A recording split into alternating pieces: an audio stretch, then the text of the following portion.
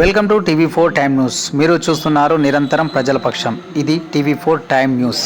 నమస్తే, నేను మీ శేఖర్.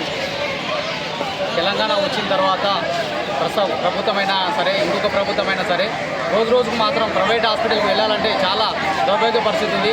ఒకవేళ ప్రైవేట్ హాస్పిటల్కి వచ్చారు అంటే ఇప్పటి వరకు ఆ హాస్పిటల్లో సేఫ్గా ఇంటికి వెళ్తారా, మరణంతో ఇంటికి వెళ్తారా అనేది ఒక అంశం. అయితే ఈ మధ్యలో లేటెస్ట్ ఫ్యాషన్ ఏంటంటే చంపడం కామన్, అమౌంట్ ఇవ్వడం కామన్. అంటే చంపుతున్న డాక్టర్స్ అమౌంట్ తీసుకోండి అంటారు. అంటే యథేచ్ఛగా మరణాలకు వాల్యూ లేదు, మనిషికి వాల్యూ లేదు. మనిషి డైరెక్ట్గా చంపి అమౌంట్ ఇస్తున్నారు. అంటే ఎంత మనం దిగజారిపోయిన పరిస్థితిలో డాక్టర్స్ వివరిస్తారు అనేది మనం తేటతెల్లగా అర్థమవుతుంది.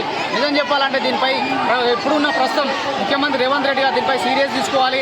ఎందుకంటే హాస్పిటల్లో మరణాలు రోజుకు పెరుగుతున్నాయి. ప్రైవేట్ హాస్పిటల్ దందా రోజుకు పెరుగుతుంది. ఇక్కడ చూసినట్టు కూడా ఏంది లేదు, ఎన్ఓసీ లేదు, ఏం లేదు.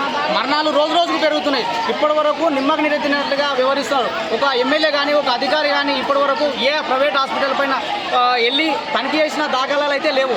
ఎందుకంటే వాళ్ళకు చేతులు ముడుస్తున్నాయి అనేది తేటతెల్లగా అర్థమవుతుంది. ఇంకోటి ఏదేమైనా ప్రస్తుతం ఉన్న ప్రైవేట్ హాస్పిటల్ పైన సీఎం రేవంత్ రెడ్డి స్పందించి వీటన్నిటిపైన చర్య తీసుకొని కేసు నమోదు చేయాలి, వీళ్ళ లైసెన్స్ రద్దు చేయాలి. మరణాలు డైలీ పెరుగుతున్నాయి. ఎందుకు పెరుగుతున్నాయి అంటే మీరు అధికారుల నిర్లక్ష్యం ఒకటి, డాక్టర్ల వ్యవహారం ఒకటి. ఎందుకంటే డాక్టర్స్ పట్టించుకోవడం లేదు.